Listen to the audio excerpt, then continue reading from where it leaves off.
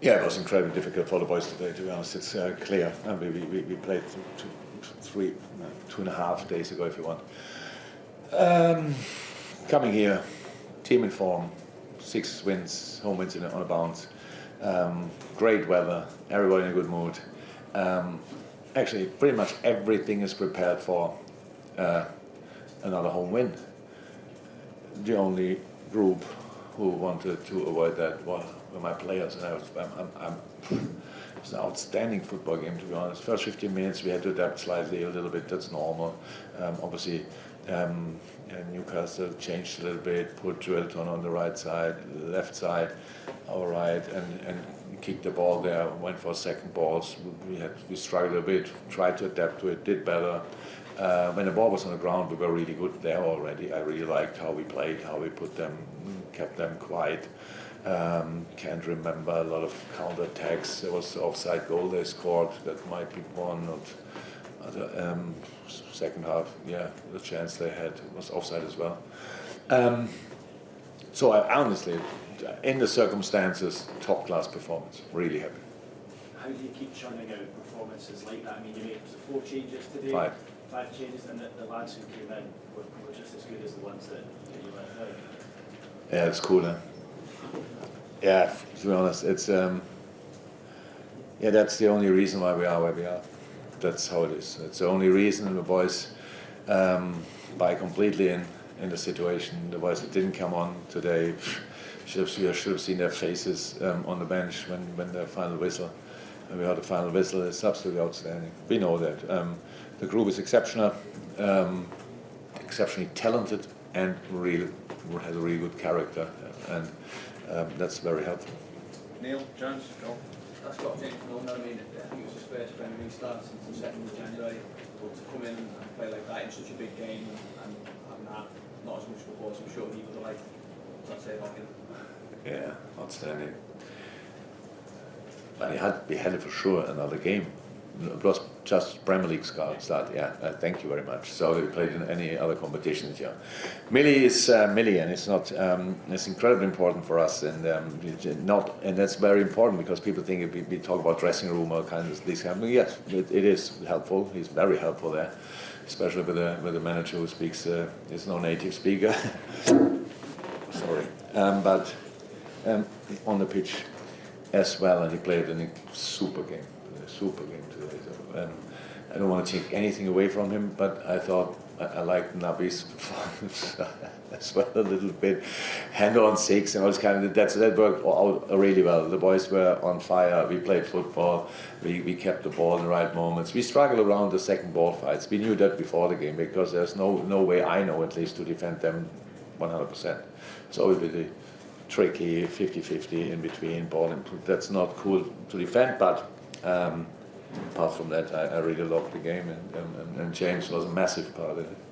Okay, gentlemen behind Keith, and then we'll go to Sam from the Twitter. You've achieved an awful lot in your career already, but how excited are you personally going into the last few weeks of the season with what's at stake for you? Yeah, very excited, but not because the prospect of winning something, because I never understood that. It's like, let me say we have 5 points ahead in the league, for example, and then you have 4 games to play, and all the time people ask, "No, is you're looking forward to?" No, you're just concerned about winning the next game. If somebody tells you it's done, then you can think about all the rest. So I'm not smart enough to try 2 things at the same time. So we finished the game, and when our analyst was in the dressing room, and I asked him, "How's VAR playing?" So because they play at now as well, they were 2-1 down, made a few changes, lineup. But so that's our life. We are excited. I love this football team, and we go in the next one and try to be as good as somehow possible. But that's it pretty much. It's a good situation. But for us, the number of games we still have to play are really, it's a lot. With or without the Champions League final, it's a lot. So, and we should better win everything, because otherwise it could be tricky. We've got the last 3, I think. Sam, Luke and then Kiva to finish. But How do you, when you make those big decisions about changing the team, obviously you have to, how do you make it? Because obviously you can't change everyone, and some of them have to play everything. No, look, obviously it's my job to make decisions. I don't have to do a lot of other things.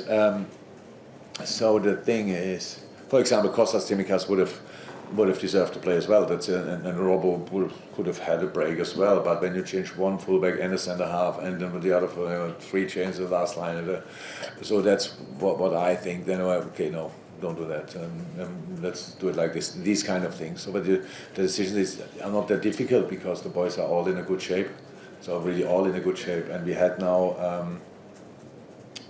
Divock Origi with as well a little bit vomiting, stuff like this, stomach problems. We had that before with Curtis and with Costa. So we have to make sure and be careful that it's not really going around. That's why he was not involved. And yeah, it might be hard. It's hard in moments for the players not to play, but with the quality the boys offer, it's for me not that difficult. okay, Luke, Kiva, and then we'll finish. Yeah, James Milner made his debut 20 years ago. Why were the people whistling a little bit when he had the ball? With Hendo, I understand it, but what was about Millie when he got the corner? I don't know. He got Sorry, right? I did. That's then people whistle or He got what? applause. You got applause as They well? quite like James generally. Oh, good. Then I just want to ask because I thought I heard a few. No, but you've been met 20 years, he's 36. Have you met a fitter 36-year-old, No. more dedicated professional in any way you've worked? No, but it would be interesting to look at Luka Modric. Is he not 36 as well? So obviously a good generation. No, it's difficult to be fitter than Millie, and he's a role model. I told him, I can tell the whole world, nothing what we achieved in the last few years would have happened without James Milner. Easy as that. If he was on a pitch or not. It is because he set standards in a way not a lot of people can set standards, and that was extreme. That educated all of us.